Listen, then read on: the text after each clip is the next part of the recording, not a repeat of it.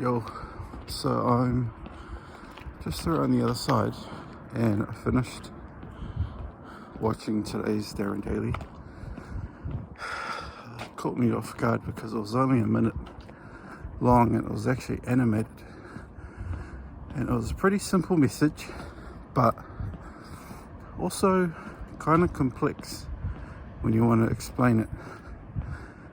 But basically, it was about changing your mindset to move away from thinking about money to instead replacing each letter with a new word, value, V-A-L-U-E, and saying, what is money?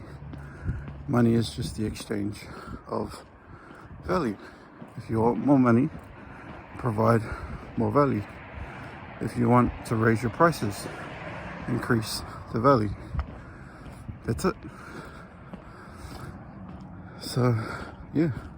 And then I tried to add to it in my voice note, which I'll try dissect a bit more with ChatGPT's help. But the concept of value also being derived from the concentration of quality. That's a fancy way of saying when you buy many things, each thing becomes less valuable to the organization, but the whole thing becomes more valuable to the customer. So like when you go to the supermarket and you buy one can of food for, I don't know, $2 a can, but if you buy three, get it for $5.50 or something. You save money, the organization loses money. They still make money, but you know what I mean. Anyway, home now. See you in a bit.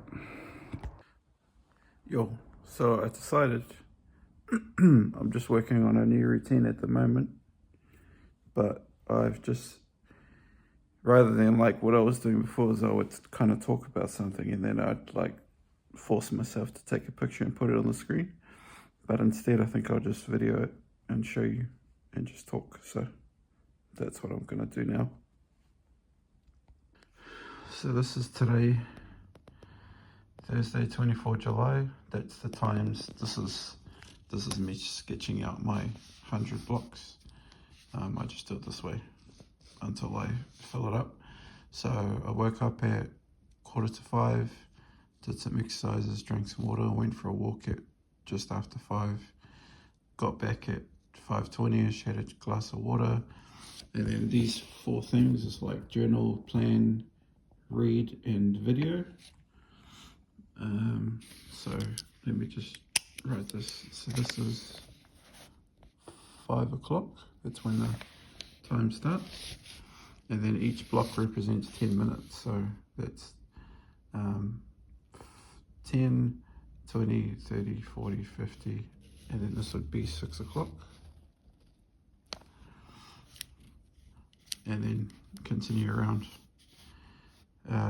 So yeah, grateful for all of these things, and then this is kind of the plan for the day.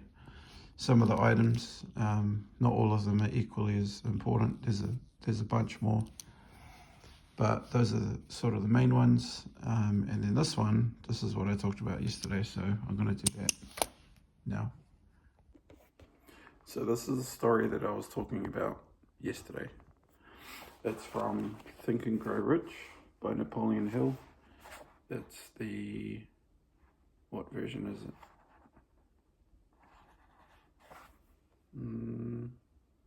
Not sure. Yeah, not sure. The page that I'm reading from, if you have it, is 105, and it's the what I would do if I had $1 million. I won't read the whole thing, but I'll jump to the key parts. So it says this story proves the truth of that old saying, where there's a will, there's a way. It was told to me by that beloved educator and clergyman, Frank W. Gonzalez, who began his preaching career in the Stockyards region of South Chicago, While Dr. Gonzalez was going through college, he observed many defects in our educational system, defects which he could believe he could correct if he were the head of a college. His deepest desire was to become the directing head of an educational institution in which young men and women would be taught to learn by doing. He made up his mind to organize a new college in which he could carry out his ideas without being handicapped by unorthodox methods of education. He needed $1 million to put the project across. Where was he to lay his hands on such a large sum of money? That was the question that absorbed most of the ambitious young preacher's thoughts. But he couldn't seem to make any progress. Every night he took that thought to bed with him. He got up with it in the morning. He took it with him everywhere he went. He turned it over and over in his mind until it became a consuming obsession with him. $1 million is a lot of money. He recognized that. But he also recognized the truth that only limitation is that which one sets up in one's own mind. Being a philosopher as well as a preacher, he recognized, as do all who succeed, that definiteness of purpose, which is chapter 1, is the point from which one must begin. He recognized too that definiteness of purpose takes on animation, life, and power when backed by a burning desire to translate that purpose into its material equivalent. He knew all these great truths, yet he did not know where or how to lay his hands on $1 million. The natural thing to do would have been to give up and say, oh, well, my idea is a good one, but I cannot do anything with it because I never can procure the $1 million. That is exactly what most people would have said, but it is not what he said. What he said and what he did are so important that I now introduce him and let him speak for himself. And this is in quotes. One Saturday afternoon, I sat in my room thinking of ways and means of raising the money to carry out my plans. For nearly 2 years I had been thinking, but I had done nothing but think. The time had come for action. I made up my mind then and there that I would get the necessary $1 million within a week. How? I was not concerned about that.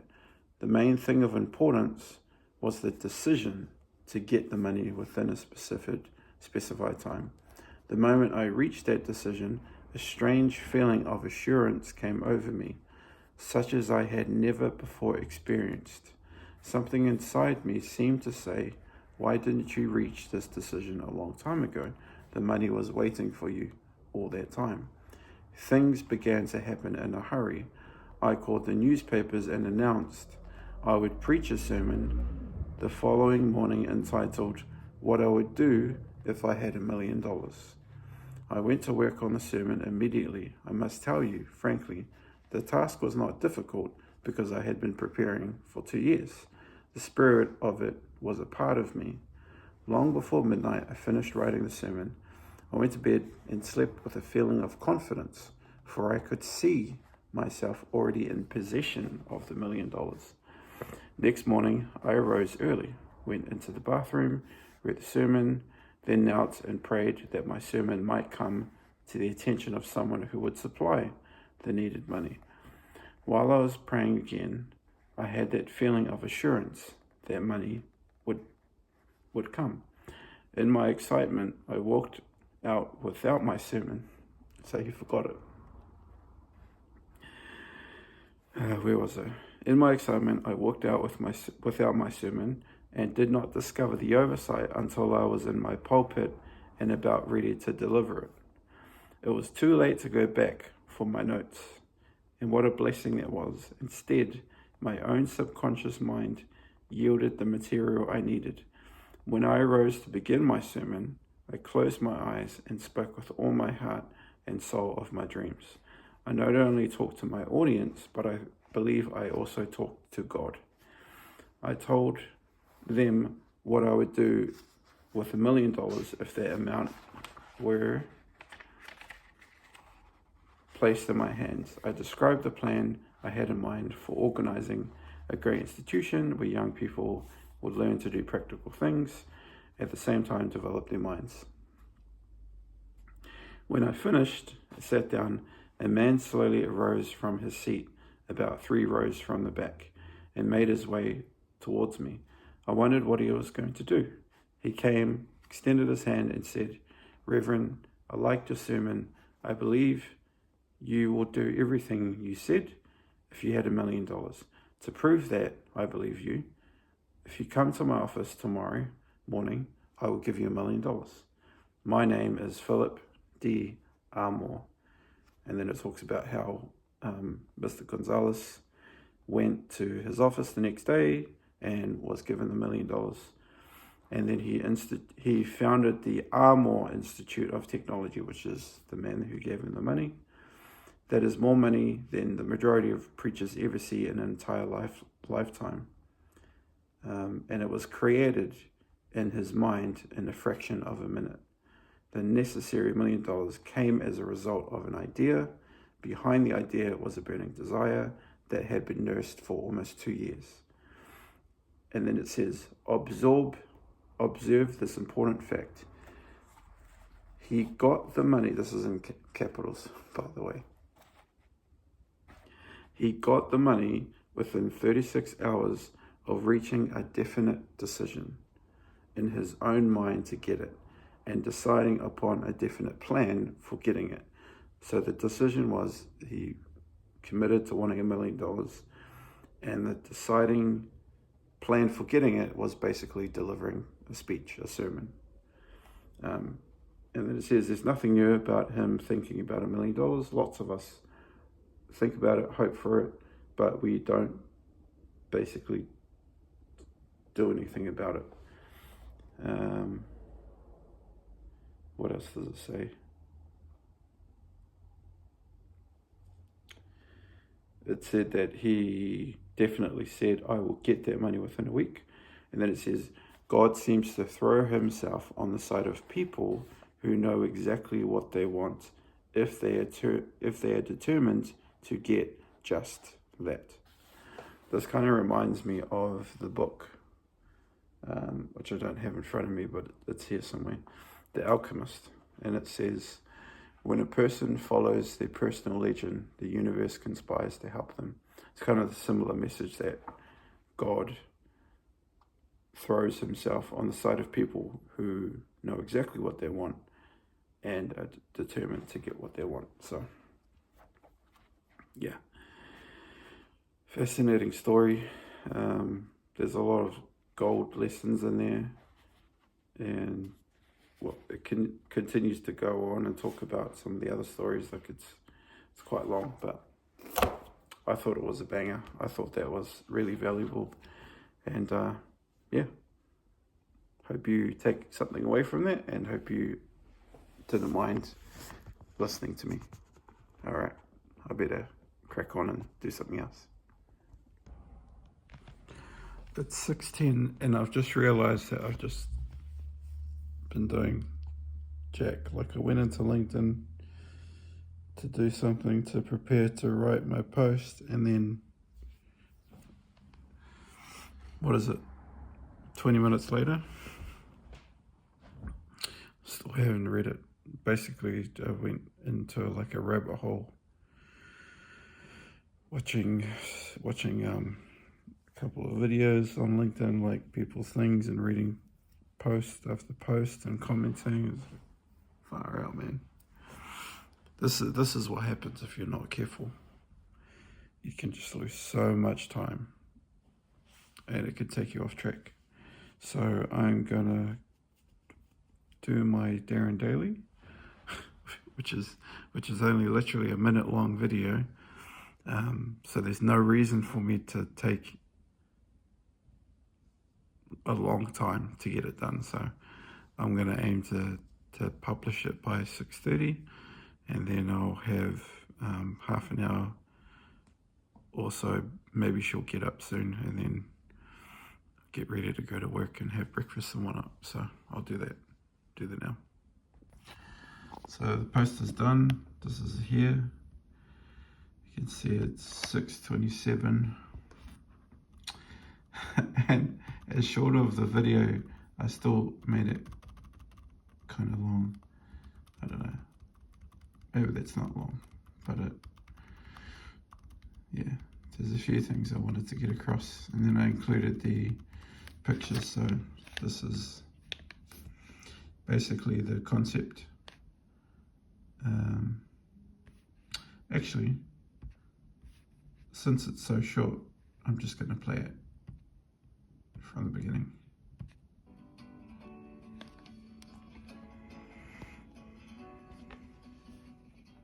Today, I'd like you to alter your mindset while I share with you my secret to creating more money. Take the 5-letter word money, M-O-N-E-Y, and cross it out. Now replace each letter with these 5 letters, V-A-L-U-E. Stop thinking about money as money and start understanding it as value. That is all money is. It is paper that denotes value. So then, how do you make more money? You create more value. How do you increase sales? You deliver more value. How do you increase your prices? You increase the value of what you sell. How do you get a raise? Deliver more value to the organization. How do you become wealthier? Become worth more. Become more valuable. Period. That's it. Therein lies the secret to money. Money is just a tool to exchange value. The only way to obtain tons of money is to create tons of value. So today and every day, I encourage you to bring great value to all that you do for all those around you. Cool. So yeah, that was today's post. And it's now, what is it? 6:29. So bang on 6:30. Man, I wish every day was this simple, straight up. But it got me thinking, like in a real meta way. It got me thinking a lot about the videos that I'm doing as well. And sometimes doing more isn't better. Sometimes maybe just having short videos, but then trying to like hyper concentrate the value. And I guess part of that is through like editing. So, but I honestly don't have time to like edit my videos every single day, because by the time, if you think about it chronologically, you know, like I tend to do a video sign off at, say, I don't know, 8 o'clock sometimes, 9, 10, and then that's the recording, and then I have to edit the video. And sometimes I get hurdles with that, like there's not enough room, I've got to delete the clips, and then I've got to watch the video. And like, let's say it's a 30-minute video. Like, I kind of have to watch it for 30 minutes to check that everything is okay. Like straight up some days, I just push publish. And you probably noticed, because you might have watched one of these. And you might have been like, oh man, this is rough. There's no editing, there's no text, it's like, bro, I don't have time. So I guess today's message, become more valuable, is about the spin that I put on it is that sometimes less is more, and that, yeah, it's so hard to just think about and talk. So I always have so much in my head, and my biggest struggle is like concentrating what I think into a few words. It's definitely my biggest problem, biggest challenge. And it's hard to figure out a way to overcome it, because I feel like there's a lot of value in the insights, but then at the same time, some of the insights take time to come out. So I don't know, man. I really don't know. But yeah, it makes me think about like those days where I had like a 5-minute video, or like under 10 minutes. I was like, man, those are the gold days. I want more of those. And the trick was that I kind of just, to be honest, I just forgot about recording. And I had like, you know, my clips were maybe 20 seconds, 30 seconds. Like it wasn't really talking. It was just doing and showing. So maybe I need to balance that. Maybe I can have like a couple of intentional days, maybe over the weekend, where like I do a little bit more talking, but then just during the week, like I show you a tiny portion of the day and that's it.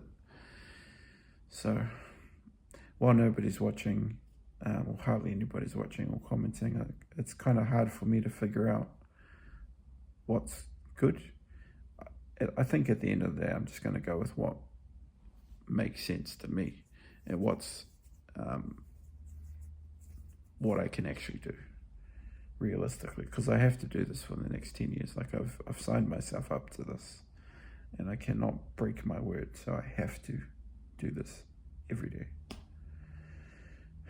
which is kind of mad to think about. When you think about the enormity, it's overwhelming, but when you think about it, it's just one day at a time, push record, try to show stuff. But I actually want to create some new rules, so I'll show you what I'm thinking. So this is yesterday's, and I kind of like this idea of starting my wind down at 6:30 and then posting the video, I think that's 8 o'clock. So basically, yeah, technically that actually breaks the rule. Maybe I should post the video, because technically the wind down means that no device. So yeah, maybe I should shift that up here.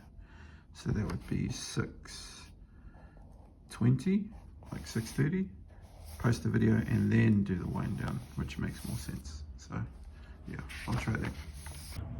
Kia ora.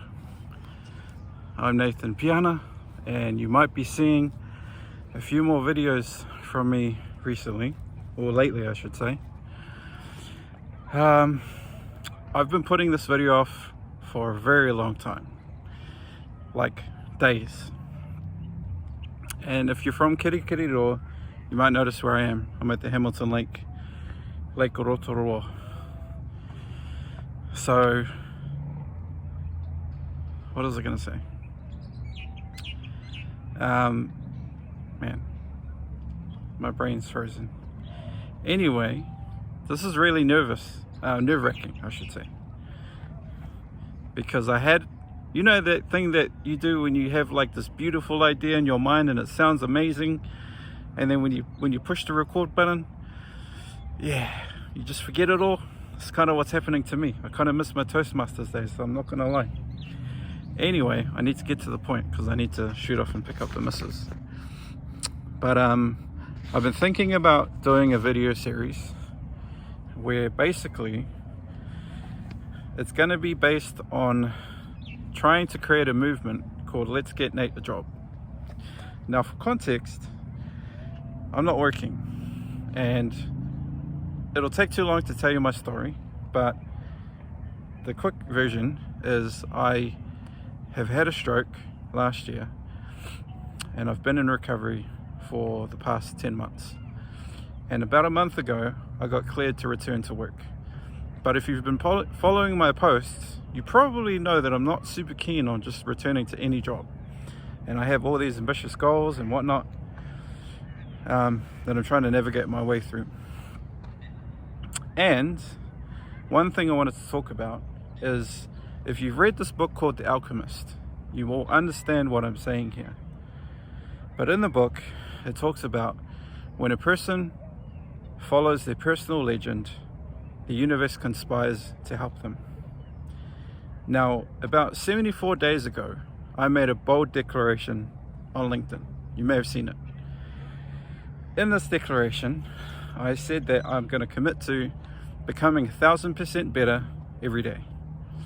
And I've basically been posting every day. I've been doing videos on YouTube and I haven't stopped. And literally the next day after posting that, what post do I see? I see the LinkedIn follower challenge from Stanley Henry, a day after I made a declaration. Now that may not seem like a big deal to you, but it's a spooky coincidence to me, because literally the first post that I saw that morning was from Stanley. So this LinkedIn follower challenge for some of you might be, you know, a cool 90-day project that you might stop or whatever. But for me, it's a 10-year journey of posting daily. It's crazy. So anyway, yeah, I think I'm just gonna stop. And tomorrow I'm gonna be doing another video, proper video, about this whole video series that I want to talk about Let's Get Ned a Job. But for now, stay tuned and you'll see me tomorrow. Kia ora. Yo, it's 9 o'clock. We are just driving around. Tired. I'm gonna go sleep soon. So yeah, I'm gonna sign out. I might include the video that I did at the lake, which I posted onto LinkedIn, teasing this bigger video that I plan to do tomorrow. So yeah, is for Mrs. Interesting. Anyway, good night. See you tomorrow.